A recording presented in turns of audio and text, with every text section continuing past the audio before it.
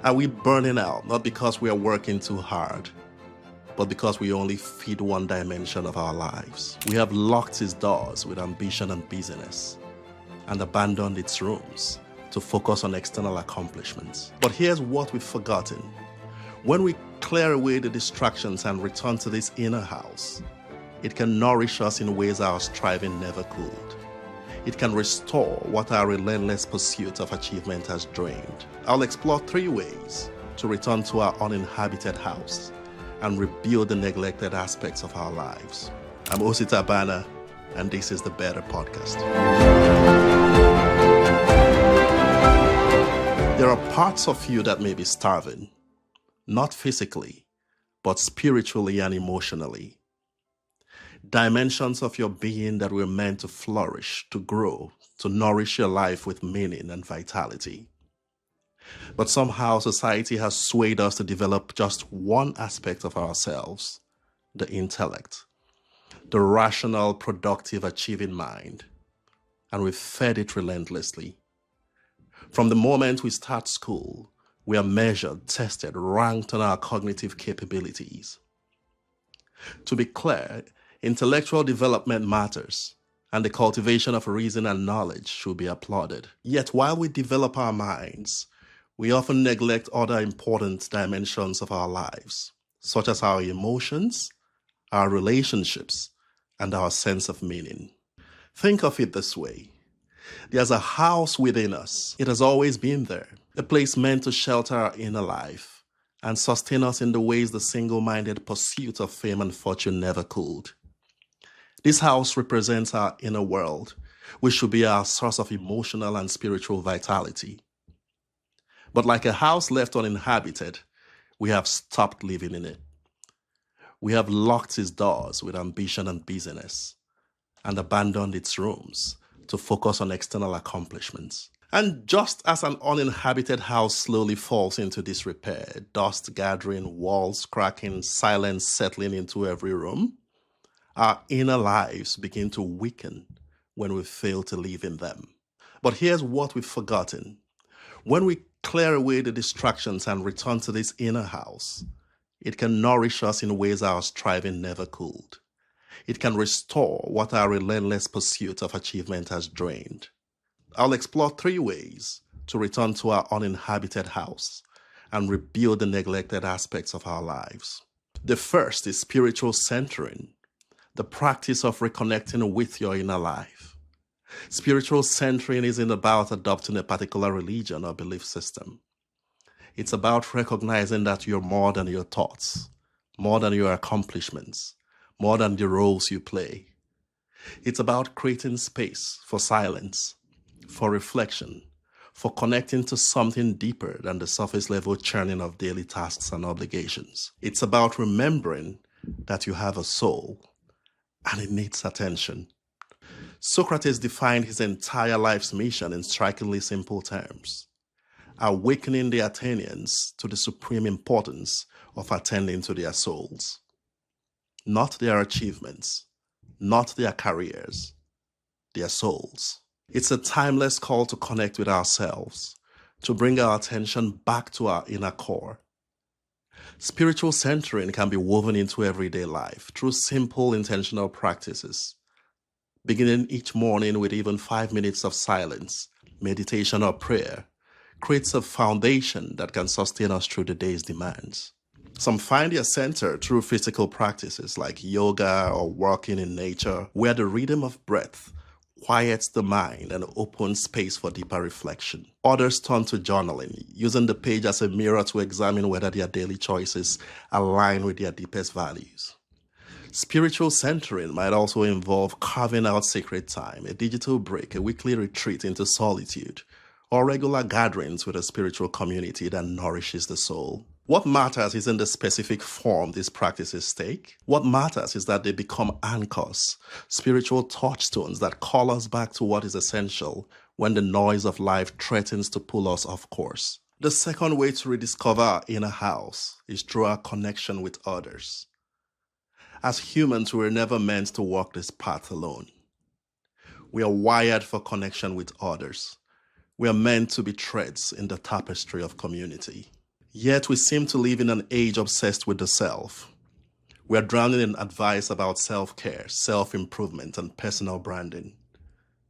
This relentless focus on the self obscures a fundamental truth. We often heal and grow best, not in isolation, but through connection with others. The cost of our hyper-individualistic culture is becoming impossible to ignore. We curate our digital personas while our real-world bonds wither. We scroll through strangers' lives, but do not know the names of our neighbors. The paradox is stark.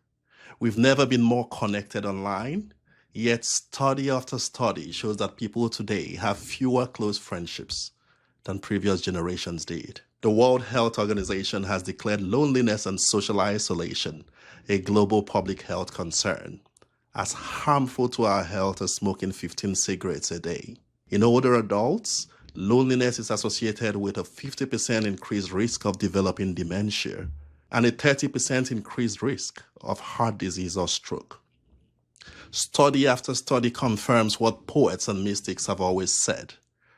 Relationships are often at the heart of meaningful lives. The Harvard Study of Adult Development, one of the longest-running studies of human happiness, found that the quality of our relationships is the strongest predictor of our well-being, far more important than wealth, fame, or professional achievement. Ubuntu, the African philosophy often translated as "I am because we are," recognizes that personhood itself is not an individual possession, but an achievement realized through our connections with others. Ubuntu teaches us that our deepest fulfillment emerges not from our isolated self-improvement, but from the web of relationships that hold us, shape us, and call forth our humanity. The invitation here isn't to abandon personal growth, but to remember that cultivating meaningful relationships is a part of personal growth, that we can build our lives with the hands of community. The writer Anne Lamott sums up this point brilliantly. She wrote, and I quote, "You are spirit, you are love, and even though it's hard to believe sometimes, you are free. You are here to love and be loved freely. If you find out next week that you are terminally ill, and we're all terminally ill on this bus, what will matter are memories of beauty, that people loved you, and that you love them." The third way to rediscover our inner house is through purposeful living. The recognition that we are not here merely to exist, but to contribute something that matters. We are not built to work without meaning. When we lose a sense of contribution, when our labor feels disconnected from anything larger than a paycheck, even small efforts become painful. The Japanese have a concept for this: ikigai. It translates roughly as reason for being. The intersection of what you love, what you're good at, what the world needs, and what you can be rewarded for. Ikigai is not just about finding work you enjoy. It's about aligning your gifts with genuine service to others. But here's what's crucial. Your ikigai doesn't have to be grand and world-changing. It could be your craft, your family, tending a garden, mastering a skill, serving community, or simply the joy of your daily routine. Ultimately, it's about the felt sense that life is worthwhile. This is radically different from the achievement-obsessed narrative our culture sells us. That narrative says your worth is determined by how high you climb, how much you earn, how impressive your title sounds. Purpose asks a different question. What are you contributing? How are you serving? What will remain after you're gone that made someone else's life better? The spiritual, emotional, and relational dimensions of our lives are not side projects to be managed once all else has been accomplished. There's a quote attributed to Father Alfred de Souza that's worth reflecting on. He wrote, and I quote, "For a long time, it had seemed to me that life was about to begin. Real life. But there was always some obstacle in the way, something to get through first, some unfinished business, time still to be served, a debt to be paid, then life will begin. At last, it dawned on me that these obstacles were my life." How many of us are waiting, waiting until we get the promotion, finish the degree, and pay off the debt before living a full life. We must not forget that it's possible to live a full, fulfilling life now, not later, now.